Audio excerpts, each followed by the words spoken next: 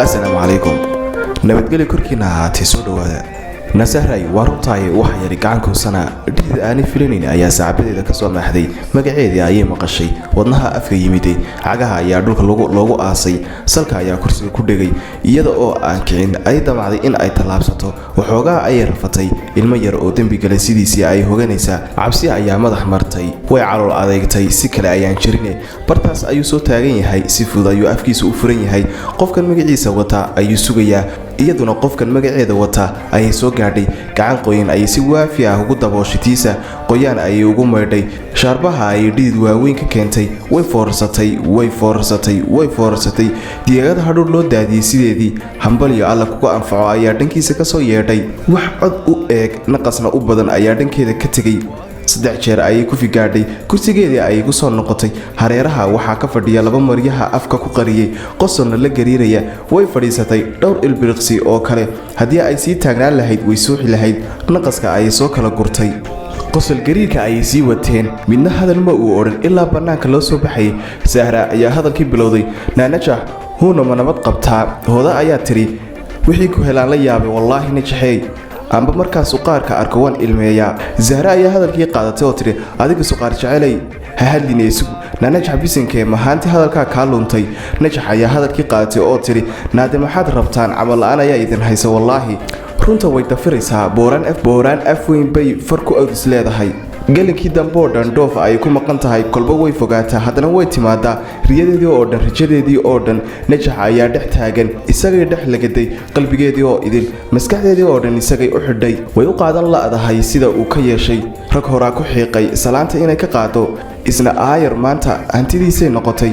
hadal wuxuu ka joogaa sidii ay u halan lahayd hadal waxay ku goysay waa in aan helaa dhammaantii afduubtaa dareenkiisa yeeshaa habeenkii la'aantay hurdo seexan waayaa najax waa la taabtay baaqiisii ayaantaas farxadeedii oo dhan isagaa badh qaatay dareenkii ay la timiday wuu ka gidisnaa kii ay kala tegtay goobta wejigeedii oo dhan madow ayaa kor saarnaa dhoof ayay ku maqan tahay maalin dheer ka bacdi gurigoodii ayay timiday maryihii ay saaka oogadeeda saartay ayay kala huleeleen durba fiidkii weeyaan tiifigii fadhiga yaalay dhinaciisay aaday baahideedu waxay tahay muuqaalkii maanta dib u fiirsigiisa cunto miska saarnayd haf ayay la sii tidhi agteeda ayay ku wadhay lagu aad u daalan haysiiska dhawaqa dheer dhankiisay indhaheedu u dhowrayeen ujeedda la'aan marka ay gacantu ka dhex shaqaynaysay saxanka iyo afkeeda cod aan katiifiga ahayn ayaa dhagaheeda soo gaadhay waa codka hooyadeed oo weheliso jabaqda jiitamaysa ee ay samaynayso kabta dacaska ee cagta midig laga qadiyey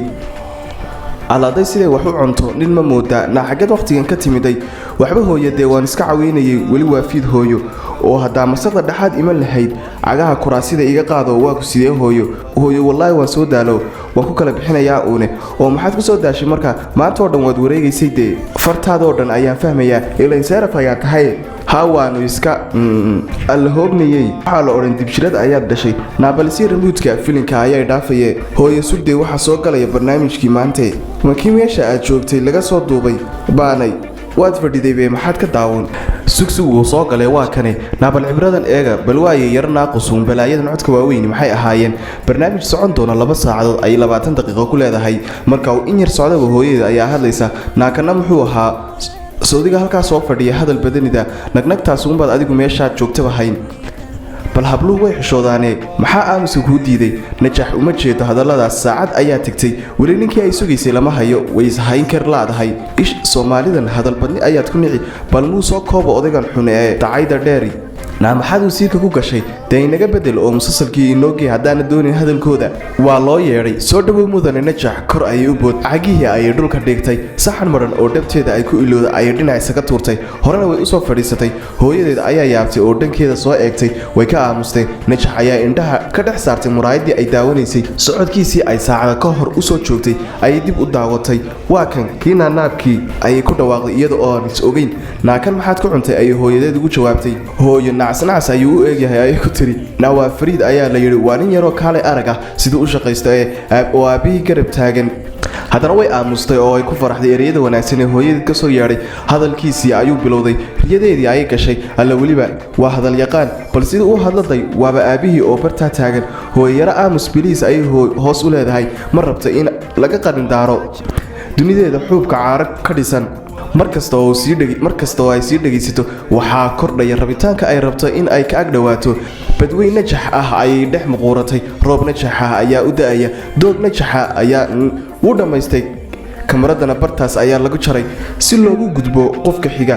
bohol shidh ayay hoos u tidhi hadalka ma ay badin markii ay dhanka qolka jiifka u tahriibtay sariirteedii oo aad mooddo in ay 10 sano ka maqnayd ayay isdul tuurtay sariirtuna laabteeda ayay u furtay fikirkeedii maanta ahaa waa in aan helaa ayaa maskaxdayda sidii cajalad ugu soo noqonaya wuxuu marag ayuu ka wen yahay horta ayay isweydiisay dee maya ayay markiiba meel ololaysa ku bakhtiisay haddii aan gacanta ku soo dhigin najax lama idhaahdo way ku seexatay way ku soo toostay jaamacad lagu kalaho ma jirto waxaase ka weyn ayaa jira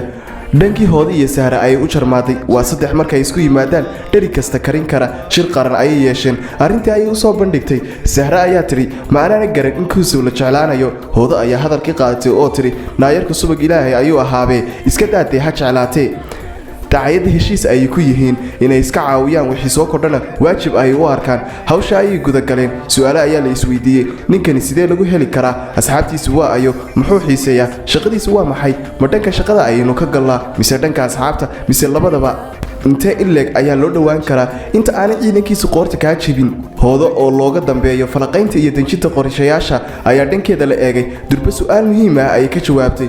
Hooda ayaa hadalkii qaatay oo tiri naaninkan waxa ilaah yar u haysta tii cambaro dheer najax ayaa tiri tee Hooda ayaa tiri naadatii oo kiyaalaha waaweyn xidhnayd miyaanad garanayn ee aanu berigii islaynay taxun ee miyaanad garanay hadalkii ayay u sii waday Sahra ayaa hadalkii qaadatay oo la boodoo tiri allaha naadatii caafimaadka dhigan jirtay ee habeenkiina arooska u soo xidhatay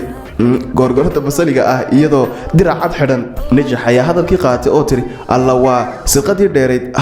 haye Hooda ayaa tiri naada dhageysta oo naagta ma jecli laakiin waan soo basaasaya iyada ayaan waxaan oo dhan ka soo ogaanayaa Sahra ayaa tiri naa horta waxaan ogahay in aanu ninkan sii joogin dalka in badan alla sug naada ninku xarumaha agoomaha ayuu caawiyaa sawtii barnaamijyo badan laga soo dayn jiray najax ayaa tiri naashow hortay ayaa ninkan isku wadayba anigu maan aqoonbe